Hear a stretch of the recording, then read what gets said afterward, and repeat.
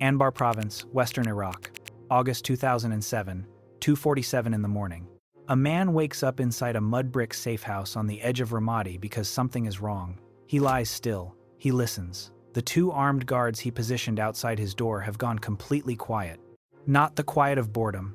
Not the quiet of sleep. The kind of quiet that means they are no longer breathing. There has been no helicopter sound. There has been no door breach. There has been no shouting, no gunfire, no warning of any kind.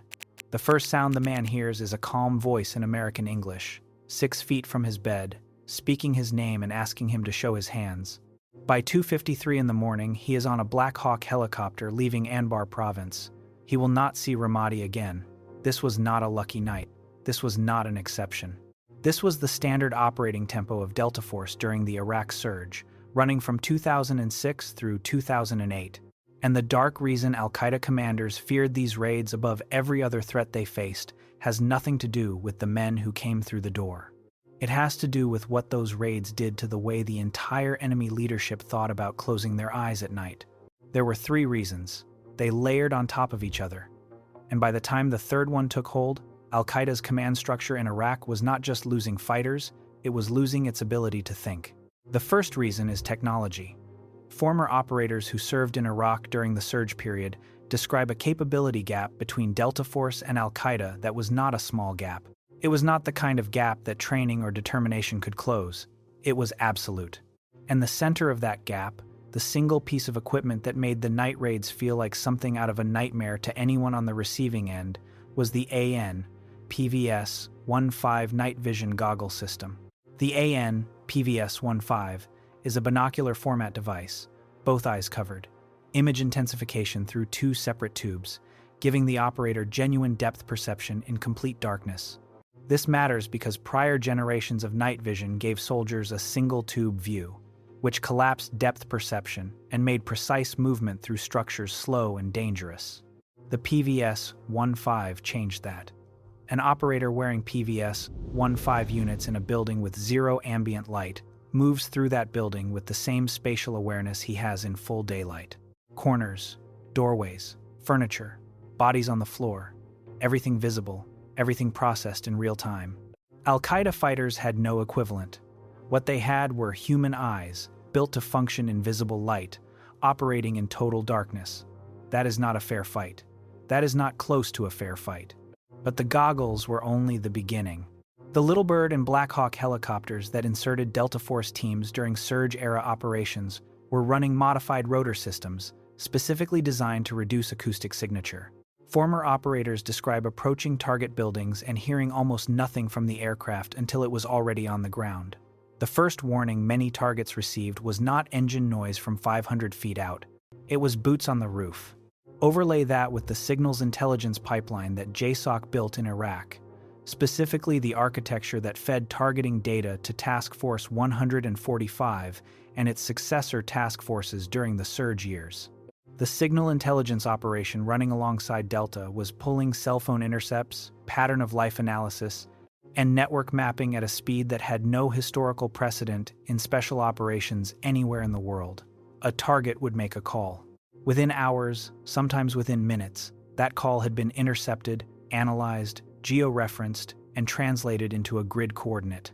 That coordinate went to a targeting cell. That targeting cell pushed it to a squadron. That squadron launched before the target had any reason to believe anyone was listening. Al-Qaeda commanders understood very quickly that their communications were compromised. But here is what former operators actually say about that realization. It did not help. Knowing that your phones are being monitored does not save you if you still need to communicate to command a network spread across multiple provinces. Silence is not an option for a functioning insurgency. You give up communications. You give up coordination. You give up coordination. You give up the ability to mount complex operations. The technology gap was not just a tactical problem.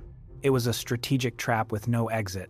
Picture a senior commander in Mosul in the fall of 2006, sitting in a building he has used for 3 months without incident, watching the men around him get taken off the board one by one.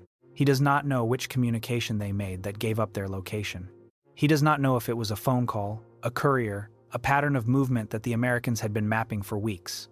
He only knows that the men who were taken were men he trusted, men who were careful, men who believed their security measures were adequate, and now they are gone. The technology that Delta Force brought to the fight in 2006 made the enemy feel surveilled, even when they were not being surveilled, and that feeling alone changed behavior. The answer to why the technology alone was not the deciding factor is the second reason. And the second reason is tempo. General Stanley McChrystal, the commanding general of JSOC from 2003 to 2008, understood something that most conventional military leaders did not. He understood that intelligence is perishable. A target who is located tonight is not necessarily locatable tomorrow. A safe house that is confirmed tonight may be abandoned by morning. The entire logic of the raid cycle has to be built around the decay rate of the intelligence that drives it. McChrystal built a targeting system around a cycle called F3EAD. Find, fix, finish, exploit, analyze, disseminate. Each word is a phase. Find the target through signals or human intelligence. Fix the target's location to a specific place and time. Finish the target through direct action, meaning the raid itself. Exploit the intelligence recovered from the target site immediately after the raid. Analyze that intelligence for actionable leads on the next target. Disseminate those leads back to the front of the cycle so the next operation can begin within hours. The genius of F3EAD is that the cycle feeds itself. A raid does not end when the helicopter lands back at the forward operating base. A raid ends when the last exploitable lead from that night's operation has been pushed back into the targeting queue.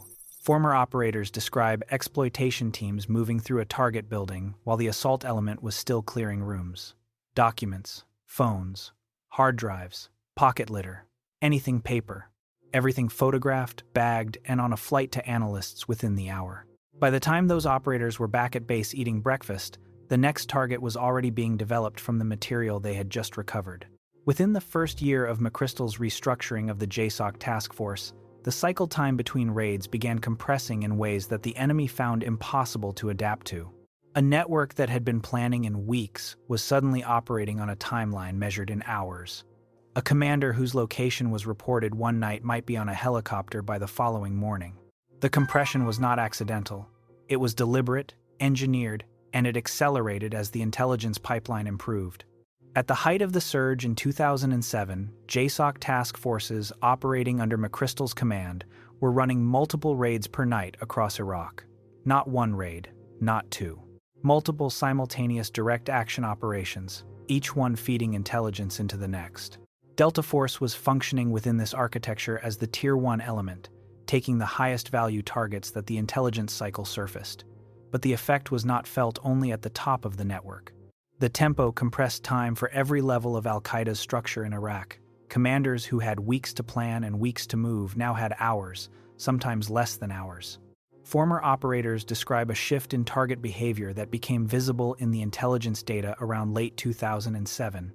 Al-Qaeda commanders stopped sleeping in the same location on consecutive nights. Safe houses that had been occupied for months were being abandoned after single use. The pattern of movement became erratic. Meetings that had previously been scheduled in advance were being canceled. Communication discipline tightened across the network, then fractured in certain cells when the psychological stress of maintaining complete silence became operationally impossible for men who still had a network to run. It is not that Delta killed more enemy fighters than any other unit in Iraq. It is that Delta made the enemy commanders afraid of the dark, and a leadership structure that cannot sleep, cannot lead. That brings the third reason, the one that former operators who served during the surge consistently identify as the most consequential factor of all. Not the technology, not the tempo. The psychological collapse that happened when both of those things ran long enough that the human nervous system could no longer absorb them. The human nervous system is not built to sustain indefinite threat response. There is a physiological reality here that has nothing to do with courage, ideology, or commitment to a cause. The stress response, the cascade of adrenaline and cortisol that the body produces under threat, is designed for short-duration activation. A predator appears, the body responds with speed and strength, the predator leaves, the body recovers. That is the cycle the nervous system is built around. What the Delta Force raid campaign did to Al-Qaeda commanders in Iraq was remove the recovery phase entirely for 2 consecutive years. A commander who moves safe houses every single night is not sleeping, not deeply, not restoratively. He is not eating on any predictable schedule. He is not having consistent communication with his subordinates. He is not sitting down in a room with a map and planning a complex multi-cell operation that requires 2 weeks of coordination. He is surviving. And a man in pure survival mode is not commanding a network. He is running from one. Former operators and intelligence analysts who worked within the JSOC task force structure describe watching Al-Qaeda's operational capability in Anbar province and in Mosul degrade in ways that went well beyond simple personnel. Losses. Attacks that required multi-cell coordination, the kind of complex operations that Al-Qaeda had been mounting with regularity in 2005 and into 2006, became rarer through 2007. Significantly rarer. Not because the fighters were gone, because the leadership was too fractured and too frightened to hold a planning meeting. Because every gathering of more than 2 or 3 people felt like it might be the last gathering any of those men ever attended. The psychological mechanism driving this collapse was what former Special Operations cadre members describe as predictability removal. Human beings make decisions based on patterns, safe patterns and unsafe patterns. When a pattern is predictable, the brain allocates most of its resources to planning, reasoning, and execution. When a pattern is genuinely unpredictable, the brain cannot do that. It stays in threat detection mode. It keeps most of its processing power pointed outward, scanning for danger, and it does that at the expense of everything else. Every complex cognitive function that effective leadership requires, strategic thinking, coordination, communication, risk assessment, all of it degrades under sustained unpredictability. The Delta Force raid campaign systematically destroyed every predictable pattern that Al-Qaeda commanders in Iraq relied on for a sense of safety. No location was safe long enough to feel familiar. No communication method remained secure long enough to become routine. No schedule was stable enough to allow for anything beyond moment-to-moment survival decisions. The cadre members who helped build and refine the psychological dimension of JSOC targeting describe watching enemy commanders make increasingly poor decisions as the campaign continued. Not because they were stupid men, but because they were exhausted men, stressed men, men whose cognitive capacity had been steadily eroded by a threat that never paused and never let them rest. Multiple former cadre members confirm a counterintuitive pattern that emerged in the intelligence during this period. The more successful a raid was at capturing a high-value target rather than killing him, the more psychologically damaging the effect on the broader network. A dead commander is a known quantity. His subordinates grieve, hold a ceremony somewhere in secret, and begin reorganizing around his replacement.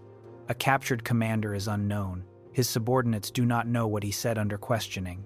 They do not know what documents he carried into captivity. They do not know which of their locations, phone numbers, safe houses, or associates are now in American hands. Capture created a kind of information terror that death simply did not produce. The network could not know what it had lost until the next raid landed on a building that only that captured commander should have known about. By 2008, Al-Qaeda in Iraq had been operationally degraded to a degree that exceeded any metric based purely on personnel losses. The network still existed. The ideology still existed. Committed fighters remained. But the command structure had been psychologically hollowed out by 2 years of a raid campaign that never slept, never paused, and never gave a single senior leader enough consecutive hours of safety to think clearly about anything beyond surviving until morning. The lesson is not about technology, and it is not about tactics alone. It is about what happens when you remove certainty from an organization's leadership long enough that the leaders stop leading and start hiding. But there is a fourth thing, and it does not belong in the column marked success. The same targeting cycle that made Delta Force raids so devastatingly effective against Al-Qaeda's command structure also made them capable of catastrophic error. Signals intelligence is not infallible. Pattern of life analysis is not infallible. The F3 EAD cycle runs on information, and information is wrong. When the cycle runs fast enough and the pressure to act on leads is high enough, the verification window shrinks. And when the verification window shrinks in a country where combatants and civilians occupy the same buildings, sleep in the same rooms, use the same phones, and travel the same roads, the people who pay for that shrinking window are not always the people the raid was designed to find. Former Delta operators who have spoken about the surge era carry the weight of those errors in different ways depending on the night. Some houses had the right man inside, some did not. The intelligence said one thing, the door said another. And the people behind that second kind of door were not enemy commanders. They were families. They were wrong addresses. They were the cost of running a targeting cycle fast enough to keep an enemy leadership from sleeping, applied to a country where the cycle was never going to be right every single time. This is not a condemnation. It is not an exoneration either. It is a reckoning with what precision warfare actually looks like when it is running at maximum operational tempo inside a dense human environment. The operators who ran these raids understood the moral weight of that reality. The intelligence analysts who drove the targeting understood it. McChrystal understood it. The question of whether the strategic result justified the cost in wrong house raids and civilian deaths is not a question with a clean answer, and any account that tells you it has one is not giving you the full picture. What is true is that Delta Force, operating within McChrystal's JSOC architecture during the Iraq surge, broke Al-Qaeda's command structure in a way that conventional military operations had not achieved and could not have achieved, not by outfighting a network man for man, by outpacing it.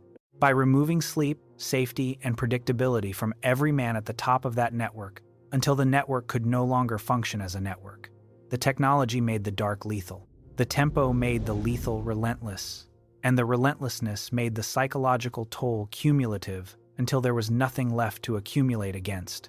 3 dark reasons, each one worse than the last from the perspective of the men being hunted, and a coda that refuses to let any of it sit cleanly.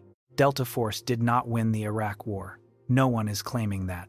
What Delta Force did during the surge era was demonstrate something about the relationship between psychological pressure and organizational collapse that military planners and special operations commanders still study. You do not need to destroy an enemy's army to destroy its ability to function. You need to destroy its leadership's ability to think. And the fastest path to that result is not firepower. It is the removal of sleep, safety, and the predictability that both of those things depend on. The next video on this channel breaks down the German-made rifle that Delta Force chose to carry into those raids for nearly 2 decades, and why the Pentagon spent 16 years refusing to allow any other American unit to carry the same weapon. That video is on screen now. Subscribe to see more that reveals what really happens in the shadows of special operations. This channel does not do summaries, it does the thing behind the thing. If you could end an insurgency faster by driving the enemy leadership into psychological paralysis, knowing with certainty that some percentage of the raids required to do it would hit the wrong houses and kill the wrong people, would you give the order to keep raiding? Tell me in the comments.